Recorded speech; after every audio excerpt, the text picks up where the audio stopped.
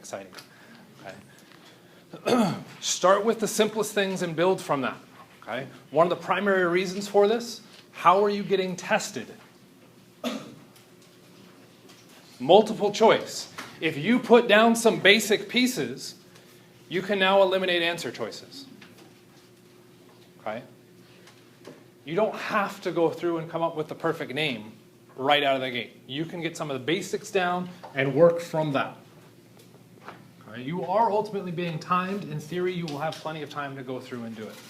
Okay? When it comes to nomenclature, there's so many different ways that you could get things wrong that I hate asking nomenclature type questions as a fill in the blank or what is the answer. I prefer to go multiple choice because it makes grading a whole lot easier. Okay? For instance, if we go down and look at, say, that last one, how many points would you assign for this? 4. I heard 2 points. Okay. 16. How many points do you assign for this one? Well, that change that I made to it, all I did was erase the parentheses. Is that worth 2 points? Is that worth 0 points? 0. Ooh, 0 points. We got an outright just says it's wrong, done. That is often how nomenclature is graded. It is either completely right or completely wrong. Not a fan of that, so I try to include partial credit. Okay? How do I assign partial credit for this? If we said this was a 2-point question, if you don't include the parentheses, how much should I subtract? Okay, 1 point off. How about if I didn't put in the 4? Okay. What if instead of writing C2H3O2, I did CO3? Completely wrong. No. Well, CO3 isn't acetate, but what did I prove by doing this? That you know carbonate. I know carbonate, and I know the charge on carbonate is a -2. I need 2 of them to balance out the 4 lead. Did I prove some understanding of nomenclature? Yeah. If by saying this is now all wrong, you've proven that you understand something, and I now am telling you are a complete failure. Okay? That's why nomenclature, I don't think, should be done as just a, here's the answer, you need to come up with it. Okay? As a learning process and as a, I don't want to come up with the grade scale to deal with that.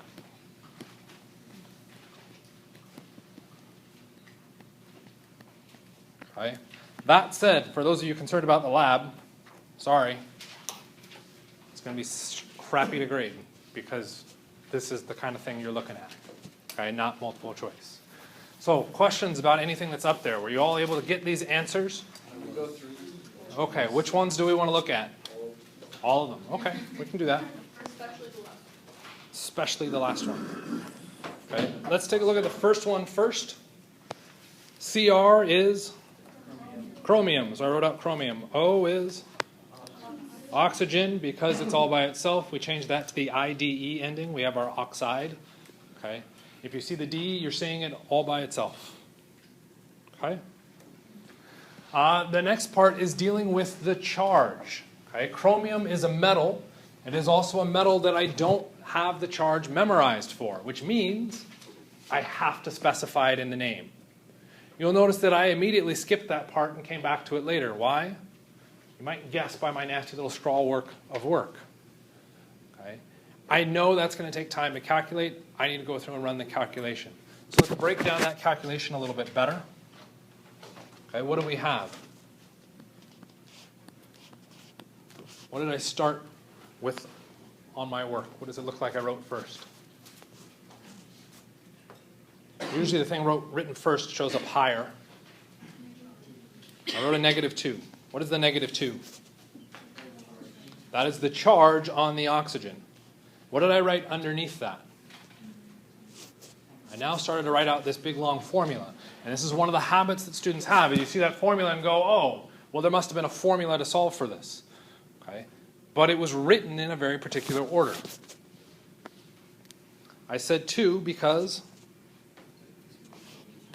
there's 2 chromiums. I said X because that's the charge on my chromium.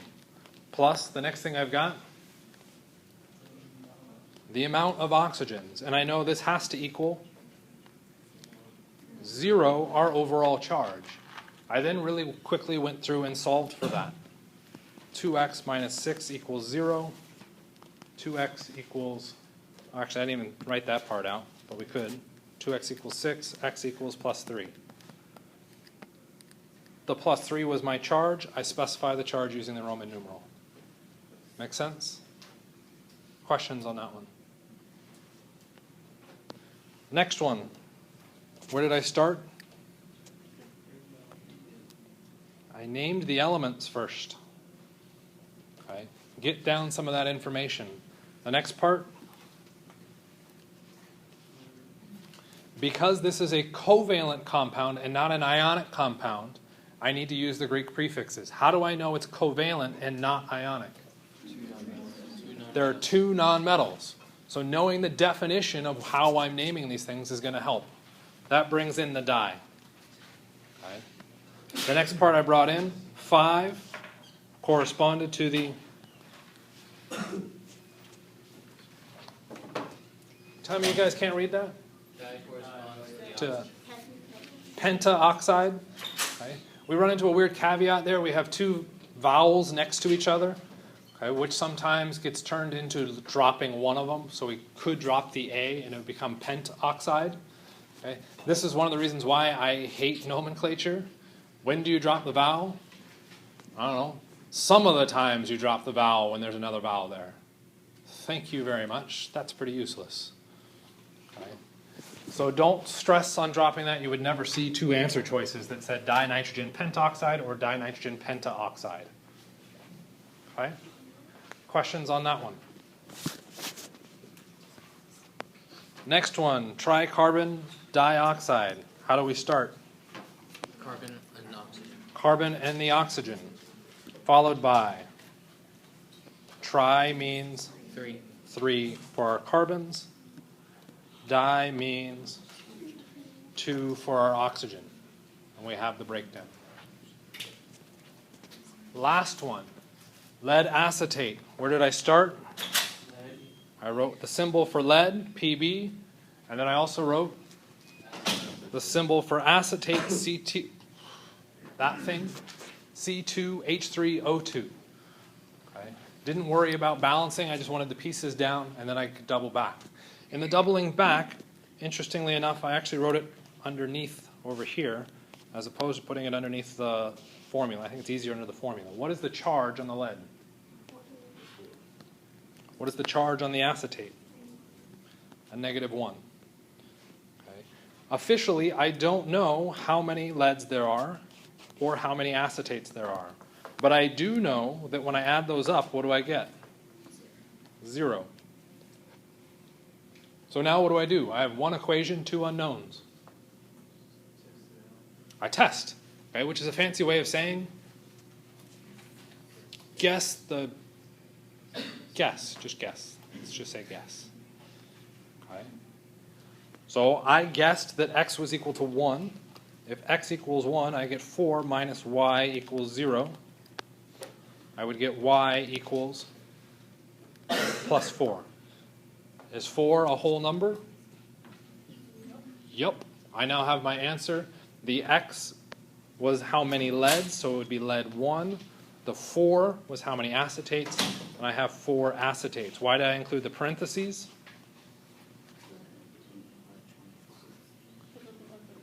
So it doesn't look like oxygen 24. Okay, that's the primary reason. How many people wrote lead 1 and then did the acetate? Why'd you not write lead 1? Is that wrong? There is one lead there. Why can I not write 1? Why is that a bad thing to do? It's unnecessary. Okay, it's not wrong, it's correct. One of the reasons, again, that I dislike nomenclature is if you specify correct information that was not necessary to supply, you are wrong. Okay? We'll say that again. If you are correct with your information, but it was not necessary to provide, you become wrong. That is the rules of nomenclature. Okay, they are very strict in that application. So as written, that formula is now wrong. To make it right, I have to erase the 1. Now everything's golden. Questions on our nomenclature? Yes? The quiz is 20 questions. So I need to stop recording. Actually moving into full-on Unit 2. We've done enough with nomenclature. We'll see 4 more questions on Thursday, again, with more practice. So we're going to look at Chapter 3, and then we're going to start moving into one of the other chapters. I don't remember which chapter it is, but we will look at another chapter. Okay? That next chapter is looking at identifying chemical reactions. There is now everybody's favorite, a video on identifying chemical reactions. It addresses what we get out of a chemical reaction, balancing chemical reactions, classifying the 5 different types of chemical reactions, and examples of each of those 5. You are responsible for watching that video by... You guys saw it already? Oh. It is a Thursday, but I think it's Thursday next week. I would highly encourage you to watch that earlier than next week, because we will probably be talking about it either this Thursday or Tuesday of next week. Okay? Questions about that? Okay. So, Chapter 3. It's a lot about qualitative and quantitative. Okay? Admittedly, this section should have been on the first unit, and it was one of the things I had just not gotten put into the slides yet, and so we kind of left it out. Qualitative versus quantitative. I want some examples. 12 ducks. 12 ducks is quantitative. We're bringing in a numerical value. Okay, so our quantitative brings in a lot of numerics. How do we get a qualitative? What's that? The ducks are white. Okay, our qualitative tends to be a physical observation. Okay, usually color. Okay, color, smell, feel. Okay. Which of those is more important? Did I hear false? I like that answer, actually. Which of those is more important? False is a good answer. Neither is more important. Depending on what you are looking at, you may want a more quantitative answer, or you may want a more qualitative answer. Okay? Like if you want to know your grade, if I say, hey, you're doing okay. Doing okay is a qualitative answer. What were you fishing for? A quantitative, you actually wanted that letter grade. Okay? You wanted that numerical value. Okay? So depending on our circumstance, we may want one thing over another. That said, in general chemistry, both the fundamental sequence and if you have to move into the full year sequence, there is a massive, heavy overemphasis on quantitative observation. So it's coming through and actually specifying numbers. It says numerical under quantitative. Is that what you guys were asking? Yeah. Yeah. That says numerical. N-U-M-E-R-I, the R bled into the I, C-A-L. It's obvious. Okay. That's why I record it. You can go back and listen to it again. Okay? Qualitative, okay, is where we just kind of look at things and we get a better feel for how things happen.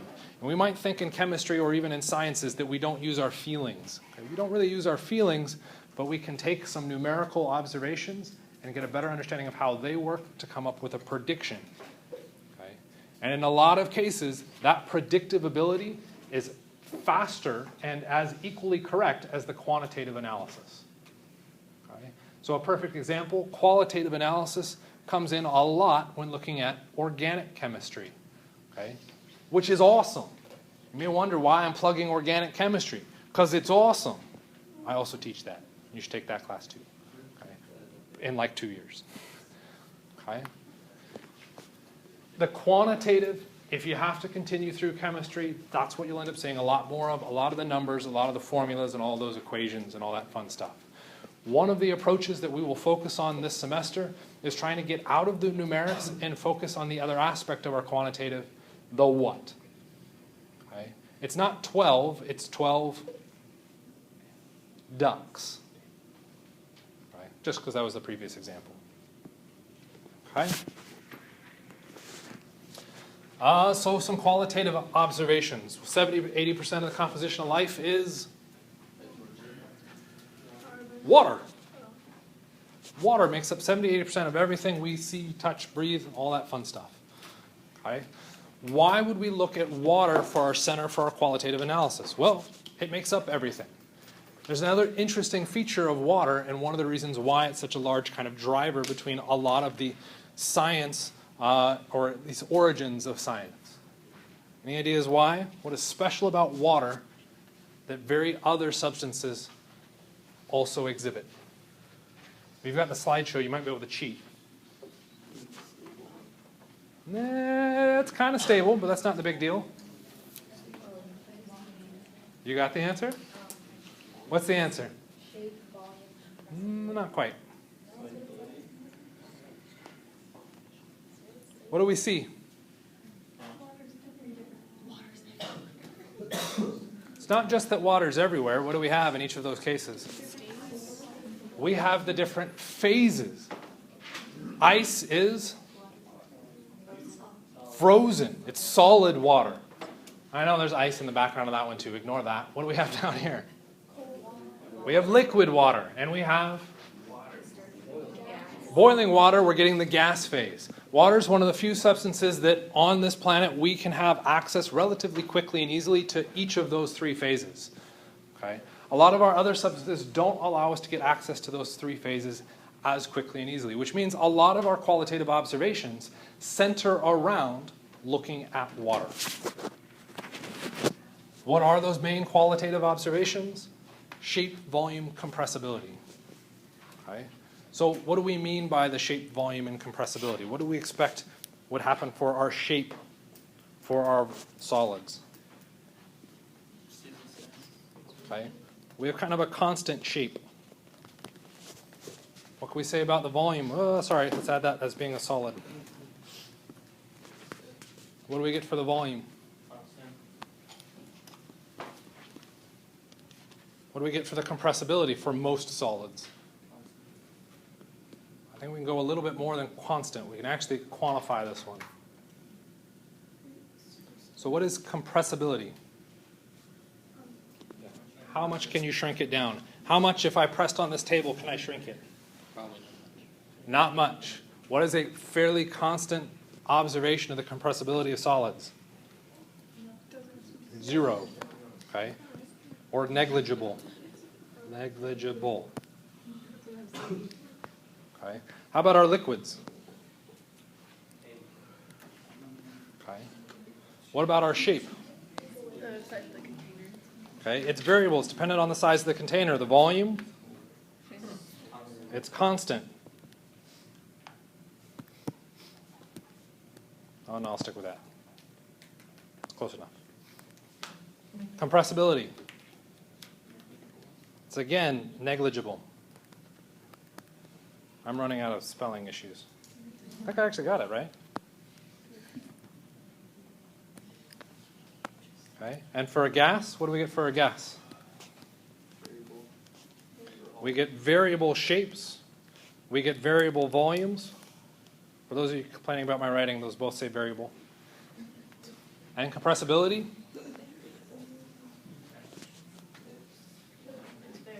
It's very compressible. So let's just say very, because I don't want to write compressible. Yeah, but I don't know. English, chemistry. I'm sure Greg will enjoy that when he watches the video. Okay? So we're trying to come up with quick observations that we can make about each of the phases and be able to interpret those relatively quickly. Okay? When we put together the periodic table, it might be nice if we could quickly identify those three phases. So we got a periodic table. Where are our solids, liquids, and gases on our periodic table? Most of it are solid. How do we know most of them are solids? Okay? If we look at the periodic table on our wall, the ones that are black are all solids, and we know that because it tells us. Use the key. Use the legend on your periodic table to help you interpret. Okay? I'll address that in a second. Liquids. What are the liquids? Okay, we only have two liquids. We have bromine and we have mercury, which happen to be color-coded blue, which is really fun looking at our wall because blue versus black doesn't stand out a whole lot. Gases. Okay. Our red ones. Oh, I don't know why I didn't circle all those. That was kind of dumb. And hydrogen. Do we notice any trends about some of these? We could kind of run it with our noble gases. What's special about those? Within that family, they were all noble gases, and they're all gases. They all had similar chemistries. Okay? Doesn't work for everything, but it at least applies there. We can kind of see that happening with fluorine and chlorine. Oxygen and nitrogen are kind of all by themselves, and our hydrogen's all by itself. Okay? So you're responsible for finding those phases. There was a question about the synthetically prepared. If we take a look at the periodic table on our wall in the room, some of those are just outlined. We have the white font color, if you will. Okay, those are all synthetically prepared. What does that mean? They are man-made. Okay? Someone, or rather someones, probably hundreds of people, sat together in a dark room and took a bunch of atoms and then threw them at each other hard enough that we made bigger atoms. That is a very crude interpretation of it, but that's pretty close. Okay? That's how we get the larger ones. Why are they not shown as dark? The synthetically prepared ones tend to exist for very short periods of time. They are highly, highly reactive. Okay? So we don't highlight them quite as much or address them quite as much as we do the rest of the elements on the periodic table because they are man-made, so we can't find them easily or we can't make them easily, and they don't exist for long enough to really do much studying on. Okay? So for the most part, we can ignore them. Okay? You've already worked on memorizing those, so in theory you've already looked at the elements for memory file? Yes. And you started to memorize those, and you started to memorize charges with those based off of our atomic theory. Okay? After that, matter can be broken down into two subcategories. We end up with mixtures and pure substances. Okay? This is kind of a fun definition to work with early on. Mixtures are spatially linked, okay? Meaning I am near Eddie. We could be a mixture. Okay? We are not a pure substance. Okay? A pure substance means Eddie and I are chemically linked to each other. That's not going to happen. Okay?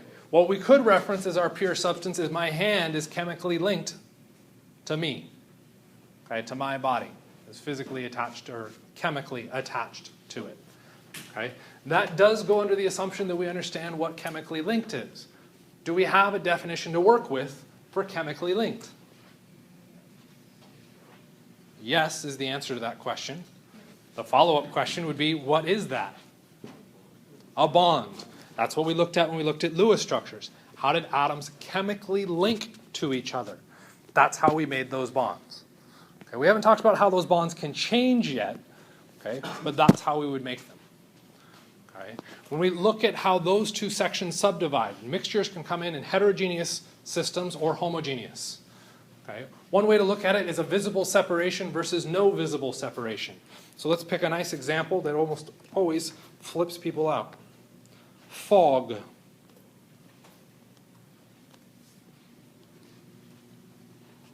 What do you think? Fog, heterogeneous, homogeneous? Ooh, both answers. Exactly what I was looking at. Okay. It's a trick, yes. It's a trick. That's a trap, actually, yeah. Good point. Homogeneous. Why would it be homogeneous? Why would you say homogeneous?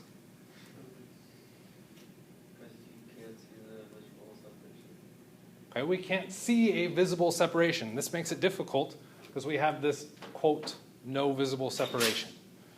Okay, why did you say heterogeneous? Because there's still because heterogeneous is right. Yeah. Sorry for the homogeneous people.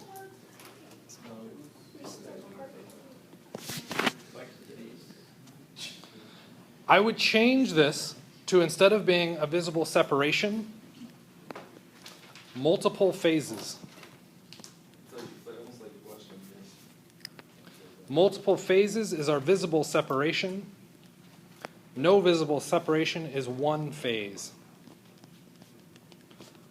What is in fog?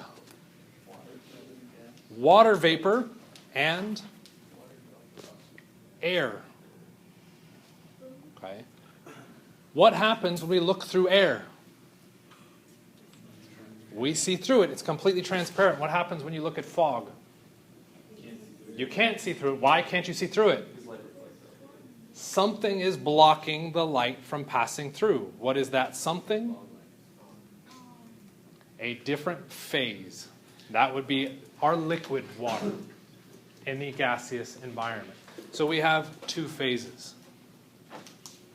Okay? That's probably the easier definition between those. It can still be very confusing to separate them. Do the best you can. Pure substances can split into two categories. We can get compounds and elements. Elements should just be one type of element. Compounds are at least two elements. Do we run into exceptions with that? So let's take a look at carbon versus carbon dioxide. Which one's which? Carbon is an element, so it's a pure substance. Carbon dioxide, it is a compound, okay, but it could also be a pure substance. We just take a block of carbon dioxide. So let's throw in one more as a nice little caveat here. O2. What do you think?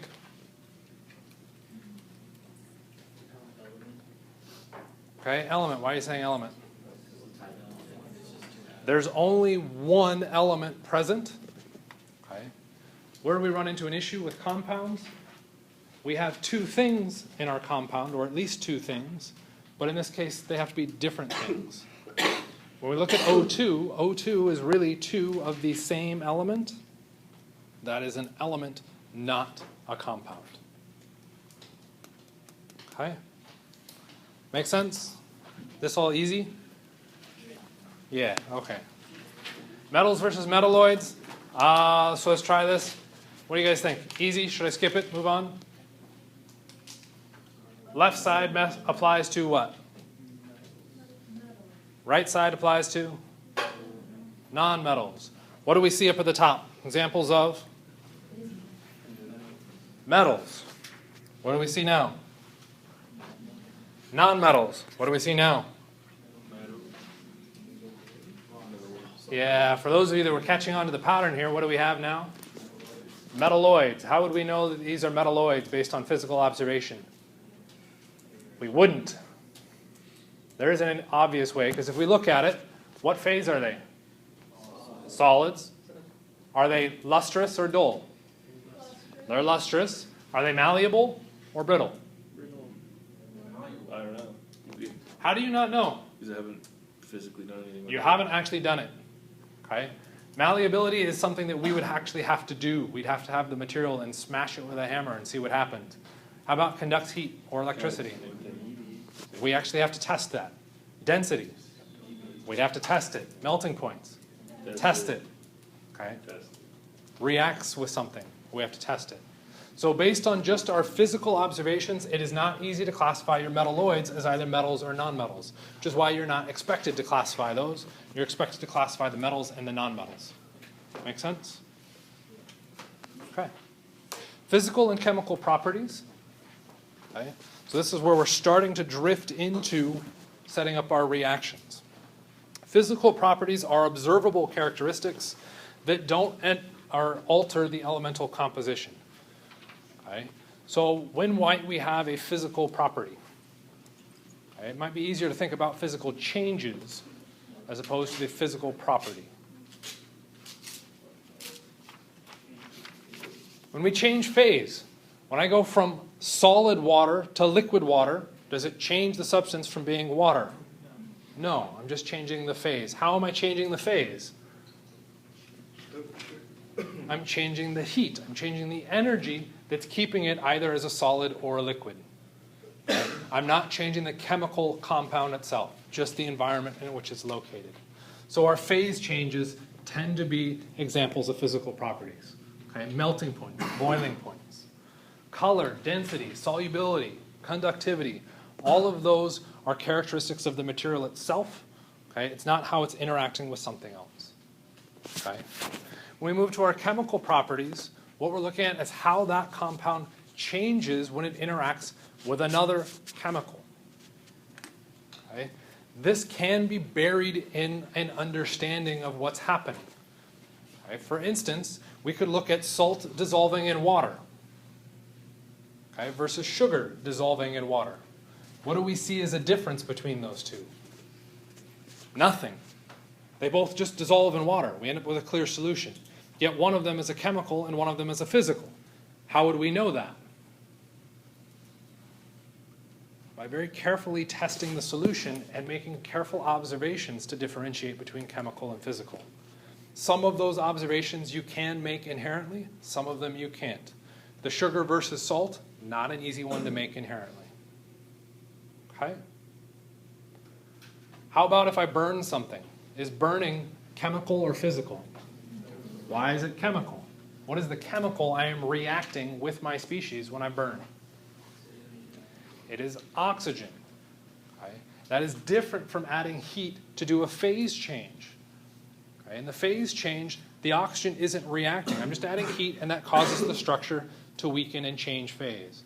When I burn, I'm providing enough energy to allow the oxygen to chemically change the structure into something else. What's that something else when we do a combustion reaction? Carbon. No. Interesting. We don't know that yet. I wonder why. Because we haven't covered it yet. Okay? But we will. There's our next chapter. Chapter 7, looking at chemical reactions.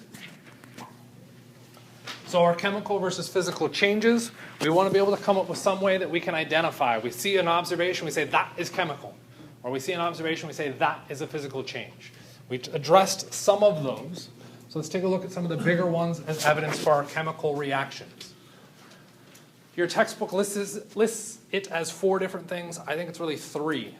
Rule number 1, a change in phase. Okay.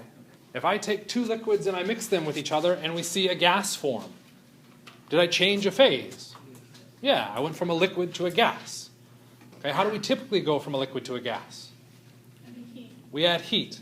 But if I just take 2 liquids and mix them, I'm not adding heat. Where did the energy come from to cause that phase change? A chemical reaction. Okay? So on the flip side, what if I take a pot of water and I put it on the stove? When I turn on the stove, let's not just leave it there. What happens to the water? It boils, which means it's turning into a gas. Do I have a phase change? Yes. Chemical or physical? Physical. Why all of a sudden the difference? Because the particles are just getting faster. Okay. I'm supplying the energy to force the change. If you supply the energy to force the change, okay, that is different than the chemicals themselves supplying the energy. Okay? Not an easy differential to make, but you can do it. The next big one is looking at 2 clear solutions being mixed to form a precipitate. What is a precipitate? A solid. Not like a solid, it is a solid. Okay, so if I mix 2 liquids and I see a solid, phase change. Okay, did I remove energy from it? I just take 2 liquids and I put them near each other. Did I do anything to the energy? No, which means the phase change happened because of the chemicals changing. That makes it a chemical change. Okay, I'm not physically adding anything to it. Okay, so we've got a nice pretty example here of a gas happening. We see bubbles. Okay, what happened in this one? Color change. Let's pause on the color change because I didn't mention anything about color change yet. Well, What's all? Chemical itself. What do I have in the dropper? It separates. A clear solution, also known as a liquid. What is the bulk in the flask? Clear liquid. Clear liquid. I start with 2 clear liquids, and what happens? You had a reaction. I have something changing. Can I see through the solution anymore? Why not? The liquid changed. The liquid changed to? I can have a clear yellow solution. Why can I not see through the solution? It's a dense yellow solution. Why is it dense? What is that species that is making it dense? A solid. We have a phase change. Okay. The next part of this is what color is that solid? Yellow. We can correspond that to a permanent color change.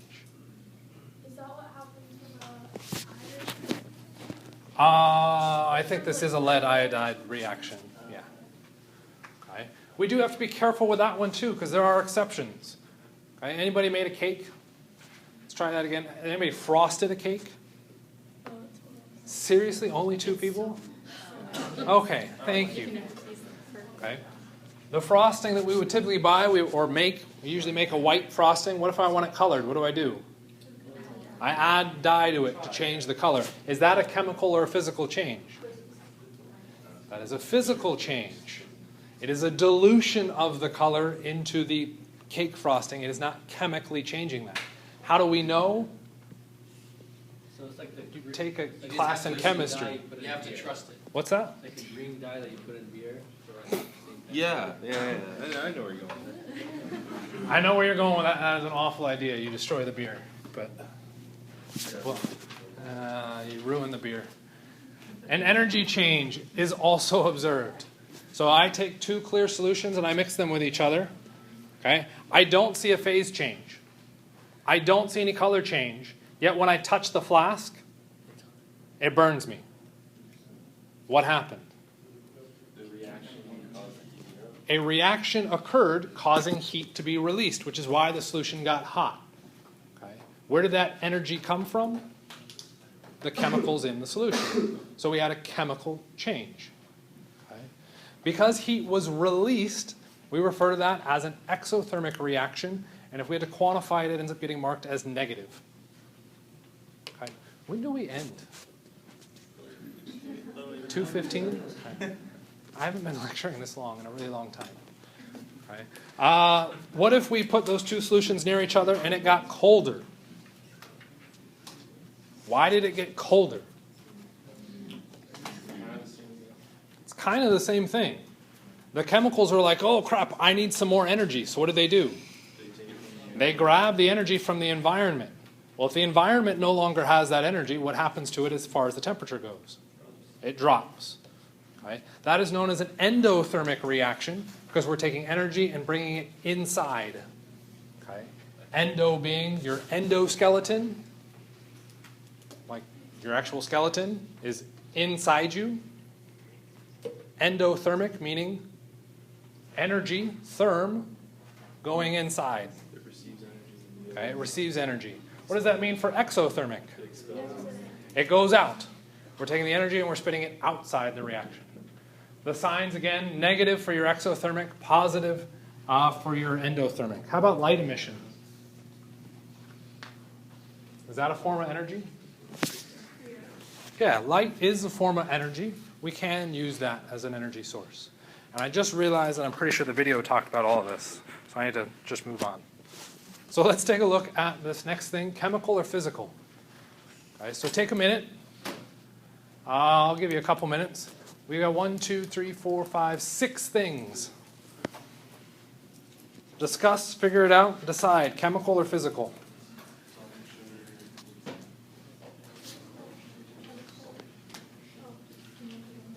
Oh, okay.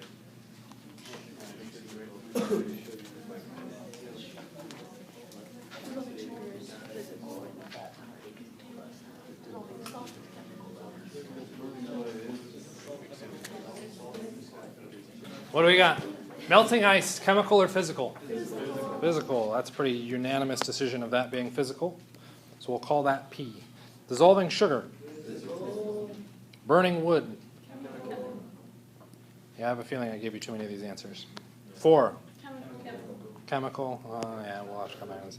Mixing red food dye with white cake frosting. Stupid, stupid Mike. Last one. What's happening? That material, whatever that material is changing color. It is a chemical reaction. Okay. What is going on?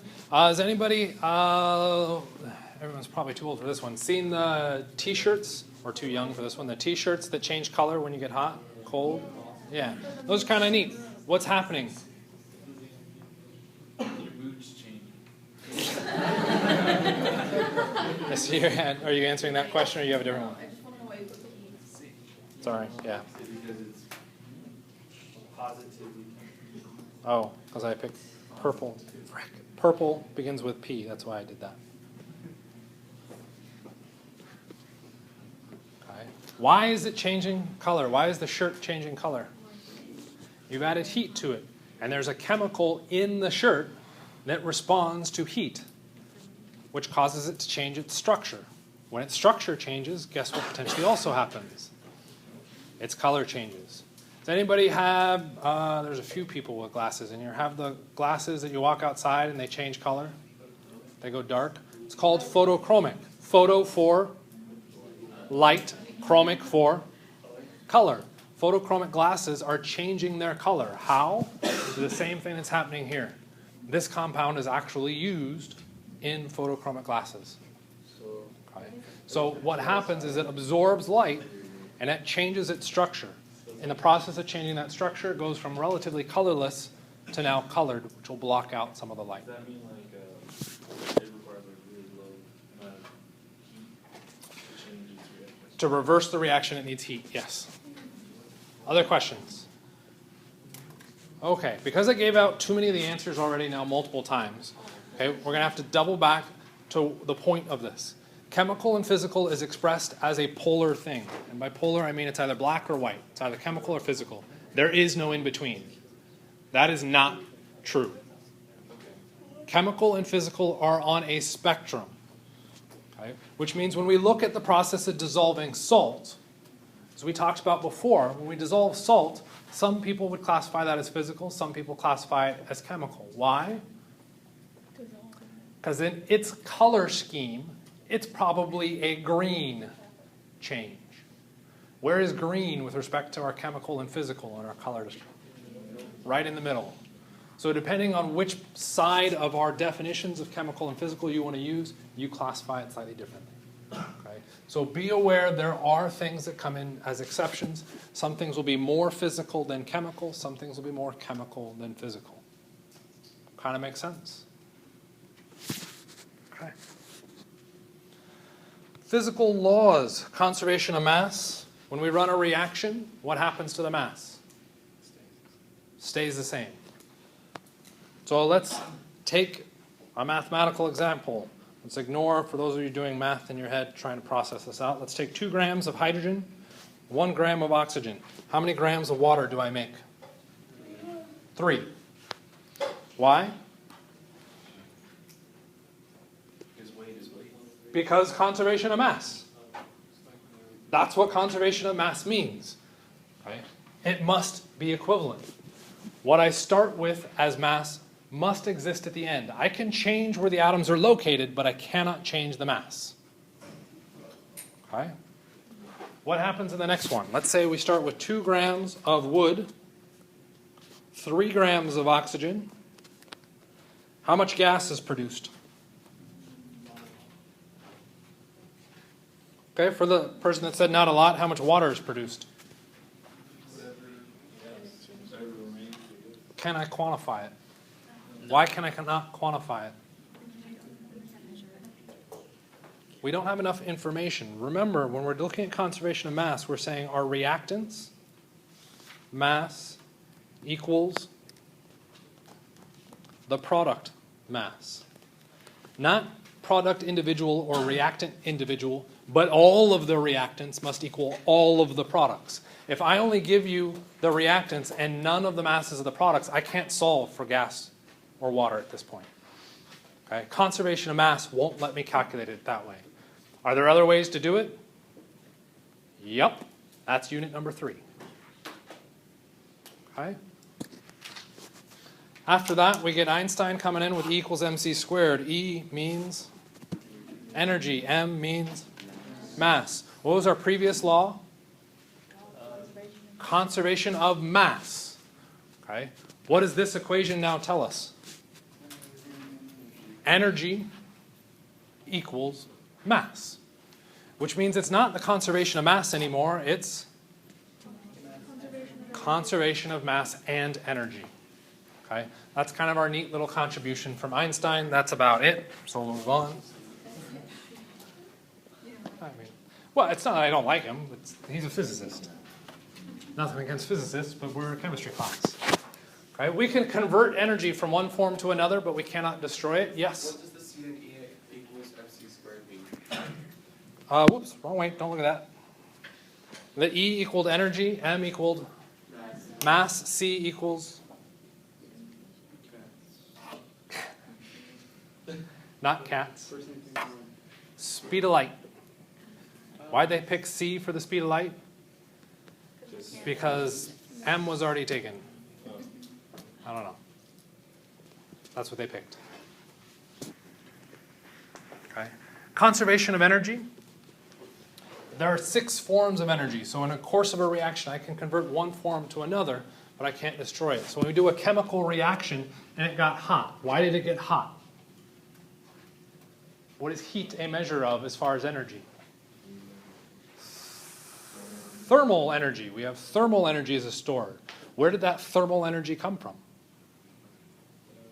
From the chemical bonds in our chemicals. So we have chemical energy being converted into thermal energy by changing the arrangement of the bonds.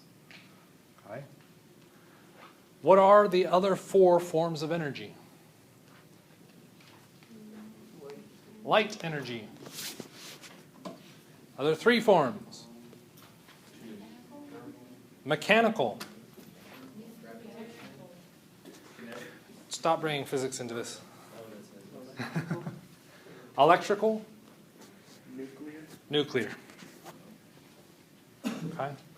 Yes, physicists have a broader definition that incorporates other things, but this is going to be easier than what the physicists look at.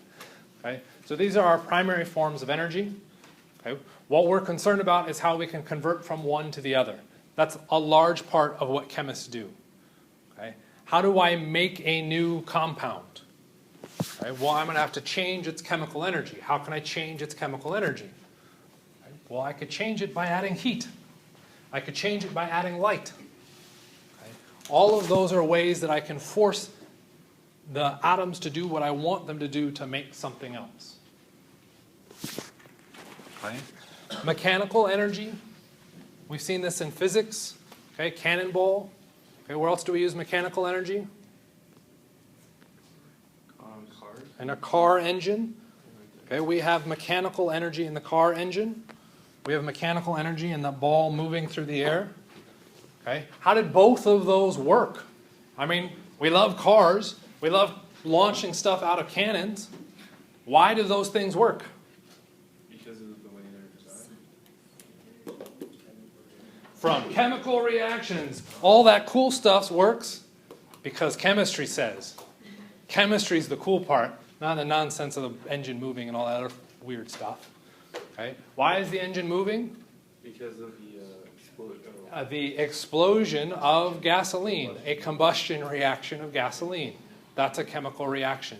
Why is the ball getting launched out of the cannon?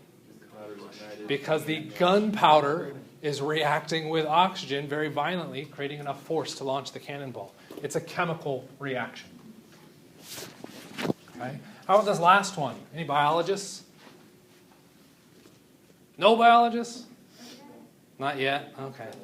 So ATP doesn't ring any bells? Photosynthesis I'll kind of accept. Anybody else? ATP is the energy for most of our life as we know it. All comes back to ATP. Okay? Photosynthesis uses light energy to make ATP so it can live. What do? we take the plants that generated sugars, chemical energy, and we convert that chemical energy into ATP that we can now use to do our other processes. Okay? If we take a look at the structure of ATP, that's what's shown here. It stands for adenosine triphosphate. Okay, this is where I'm going to make fun of biologists. You thought your nomenclature was bad? How is this ring, or in fact that ring and this ring, known as adenosine? Please break that down for me. I'd love to see you try. The only part that makes sense, triphosphate. Those 3 P's at the end are our phosphate groups. Okay. What happens when we go from ATP to ADP? What does the D stand for? What did the T stand for? 3 phosphates. The D stands for 2 phosphates, or diphosphate. What happened? We removed a phosphate. The simple removal of that single phosphate releases enough energy to drive nearly every reaction in our cells. That's kind of cool. All chemical energy. You laughing at me? You don't think that's cool? Kinetic energy, temperature, and physical states. So we've got 3 little boxes up here. What do those 3 boxes represent? We have solid, liquid, ran out of space there, and gas. How were you guys able to determine that? By looking at those little atoms and seeing how close they were to each other. Remember we started this whole process off with that compressibility? What happens if I try to compress the solid? For it to compress, what needs to happen? The space between those atoms needs to get smaller. How much space is between those atoms? Not much. Not much, which means how much can I compress it? Not much. Not much. What happens when we move to the liquid? Do we see more white space? Yeah, which means we get a little bit more compressibility. What happens when we move to the gas? Lots of white space, we can get lots of compression. Okay. How does this tie back to energy? Okay. KE stands for kinetic energy. What does kinetic mean? Motion. How is it moving? What is the kinetic energy comparison between each of those phases? Gas is spastic, meaning rapidly moving. And what does that mean back to our kinetic energy? That is our high kinetic energy. And our solid? Low kinetic energy. How do I move from a solid to a liquid? By doing what to the temperature? Heating it. To go from solid to liquid, right? Solid to liquid, you add heat. Okay. We're providing what with our thermal energy? We're giving it more energy. The more energy translates into more kinetic energy. The more kinetic energy, the more motion. And we can start to see those transitions between our phases. Okay, kind of neat. Do all phases have kinetic energy? Are all phases moving? No. Yes. This is a tricky one. Our solids are still constantly moving. Okay? Motion only stops when? Absolute zero. Absolute zero. Okay? Which we haven't talked about yet, so don't stress on that. Okay? So our solids are physically moving. The atoms are vibrating around. How much is that motion? Very, very small. How do we know it's so small? When you stare at the table, how much does it move? I guess it depends how much you're drinking. Right? The table does not move. But it is. Right? But it is moving at the atomic level. And we just can't see that. We don't have the sensitivity to detect that. Okay? Are there other phases? Yes, there's 2 other phases. You should be aware of one of them because we talked about it in lab. Plasma is not what we talked about in lab, but plasma is the other phase. Aqueous. Dissolved in solution is our other phase. So we, What's that? Is there a question? Yeah. Energy and chemical changes. You guys seem to be kind of restless, so I'm guessing this all makes sense. Okay. Here we go. Let's try this. Is it better to fill your gas tank in the cool morning or the warm afternoon? Why? What happens as we increase temperature? We start moving towards a gas. So we start moving more, which means I have more volume, less particles. What's doing our combustion in our engine? The volume or the molecules? The molecules. So the warmer it is, the less molecules I get, which means I'm paying for the same volume but less chemicals. That's a crappy deal. So I want to go cold. The colder it is, the less those particles will move, the more I'm getting for that individual volume.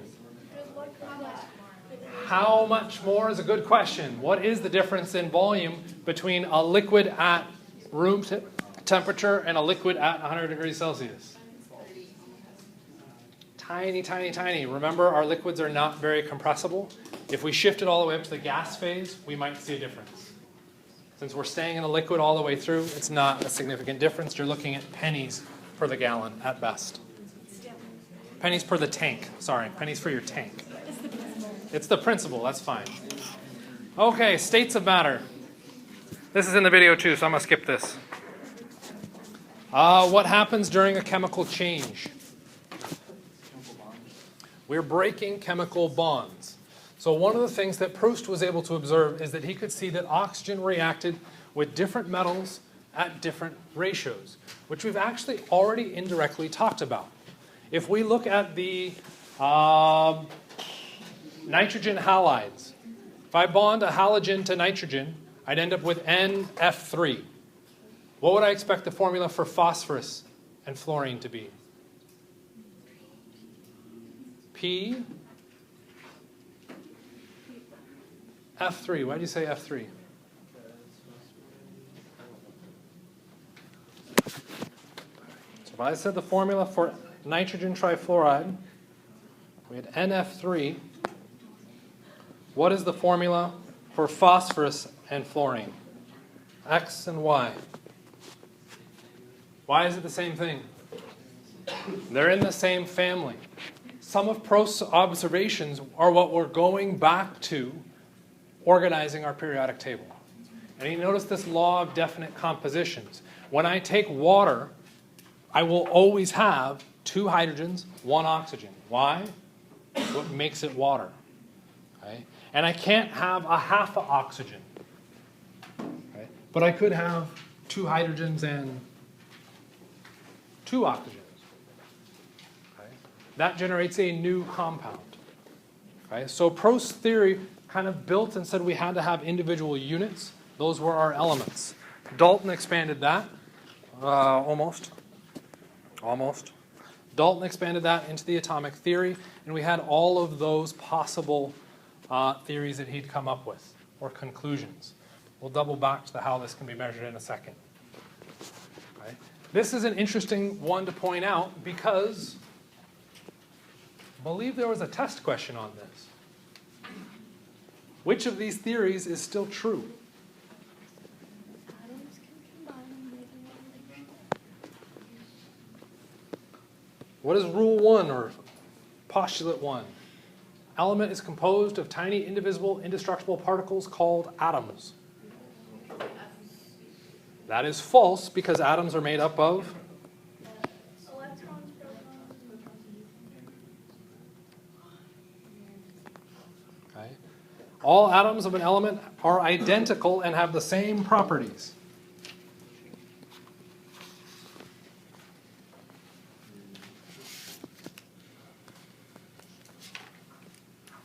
What's the difference between carbon-12 and carbon-14? The number of neutrons. Do the neutrons change their properties? Changes the mass. So those are different. So So rule 2 is not valid. The number of isotopes can change. Atoms of different elements combine to form compounds. That's good. Compounds contain atoms in small whole number ratios. Yep. Atoms can combine in more than one ratio to form different compounds.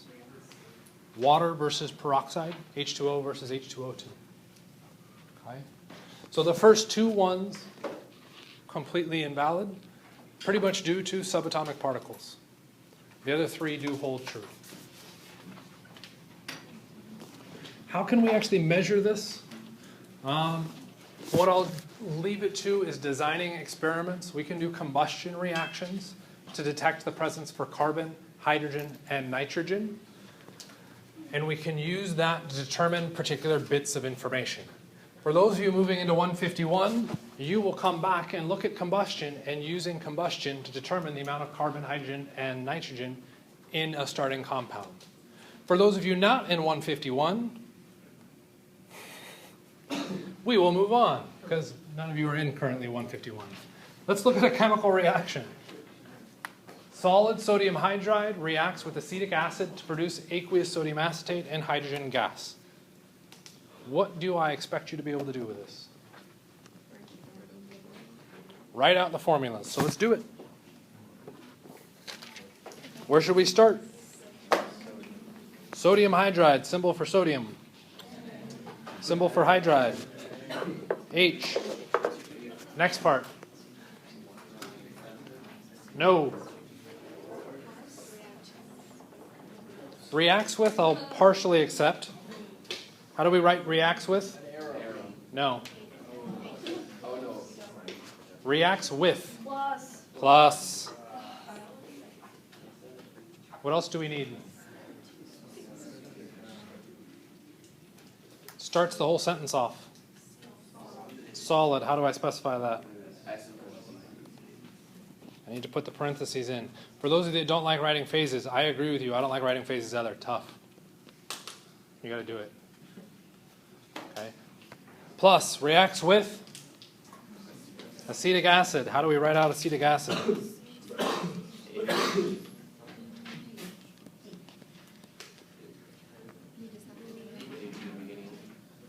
It says acid, so I know I have to have a hydrogen in front. And I know it has to be AQ. The phase is specified because it says acetic acid. You're required to add that. What's next? To produce, we don't like equals. We use an arrow. And I wrote it too big, so I got to do it on 2 lines. Equals what? Sodium is. Acetate is.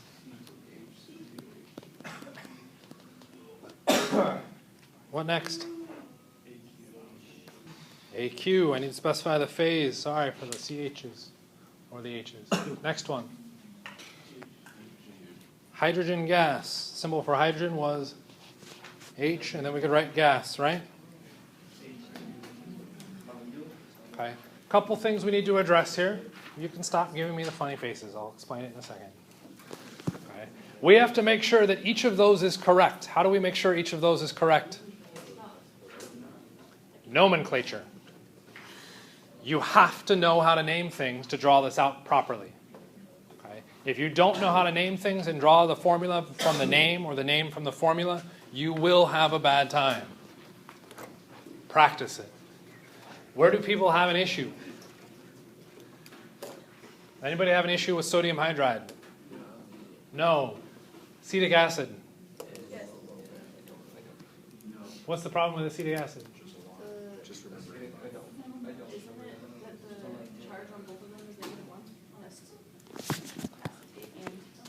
Hydrogen is a tricky one because it can be both positive and negative. It is typically positive 1. Your acetate's a -1. That balances. What's that? Ask me after class. Remember, it is a +1. We'll talk about it after class. Oh, because shoot, I can't do it after class. Dang it. What is the charge on hydrogen and sodium hydride? Sodium's a +1. The hydrogen must be -1. Why did the charge change? Why can hydrogen change charges? What was our whole point of getting our charges? How did we get those charges initially? What were we trying to do?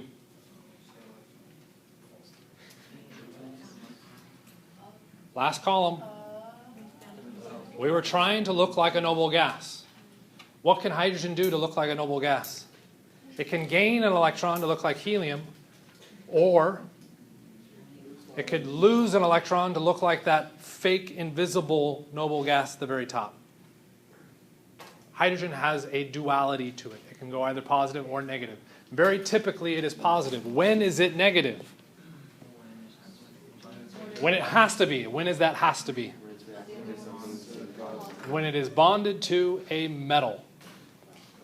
If hydrogen is not attached to a metal, it is a +1, as in acetate. When it's bound to a metal, it's -1. Okay. How would we know that? That's our electronegativities. And that you can ask me after class if you would like, because that's our simple answer first. Okay. So we have our sodium hydride, our acetate, or acetic acid. We end up forming sodium acetate. Is there anything wrong with that one? No. Last one. Yes, what's wrong with that one? How do you know it's H2? The 2 has nothing to do with the hydrogens in the reactant. If I asked you for hydrogen gas, that is what you must write. Why? It's stable that way. That'll work. There are certain elements that are diatomic, meaning they are always, in their elemental state, found with a second atom. Hydrogen happens to be one of those. There are 6 others. They are your diatomic elements. So when you see hydrogen by itself, it is always written as H2. If you see nitrogen by itself, it is written as N2. Okay? So we have hydrogen, nitrogen, oxygen, fluorine, chlorine, bromine, and iodine. You are required to know that in their elemental state, that they are diatomic, meaning you have 2 elements there. You have to have the 2. Might be nice to have a mnemonic device to memorize that. This is the one mnemonic device I've ever memorized. Have no fear of ice-cold beer. Hydrogen, nitrogen, fluorine, oxygen, iodine, chlorine, bromine. Those are the diatomic elements. Anytime you see one of those elements, you are required to know that it is, or when it is by itself, you're required to know that there must be 2 of them. The last point I'll point out with that, because the stockroom, or not the stockroom, what is it? Tutoring center has pointed this one out. For those of you that might be interested. What do we have on the right? Kind of. It's upside down. That's a hockey stick. It's a hockey stick and a puck. I don't know why that's easier to remember than have no fear of ice cold beer. But